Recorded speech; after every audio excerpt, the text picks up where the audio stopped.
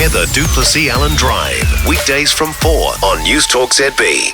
Well, first of all, good on Christopher Luxon for ruling out working with the Maori Party. That is a smart play, because that makes Te Pati Maori exclusively Labour's problem. It makes it a lot easier for Luxon to frame the left, as he likes to dub it, a coalition of chaos. Because between the antics of the Maori Party and the infighting of the Green Party and then the troublesome ministers of the Labour Party, it does look pretty chaotic on the left, doesn't it? But why did it take this long? Because my first reaction to the news that National ruled out the Maori Party was to say, well, obviously, because the Maori Party was never going to work with them anyway.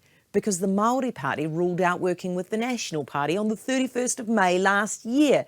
Now, despite the fact that the Maori Party ruled out National last year, do you know what happened last month? Luxon was at a meeting with a crowd of Waikato dairy farmers, and he was asked by one of the farmers if he could win the next election with the Maori Party, and he said no. Afterwards, his spokesperson got in touch with the reporter and watered that down, saying Luxon hadn't actually meant to fully rule out the Māori Party. He just wanted to make it clear that working with them was highly unlikely.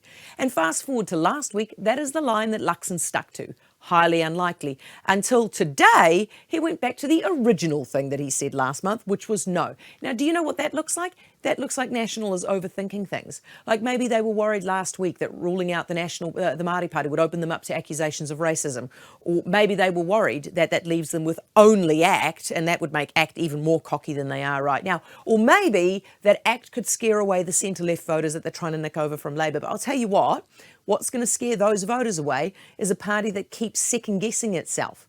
Now, if National wants to convince voters that they know how to run the country, they better start with convincing us that they know how to do politics. Today is a start. Took a while, though. Heather Du Plessis-allan Drive, weekdays from 4 on Newstalk ZB.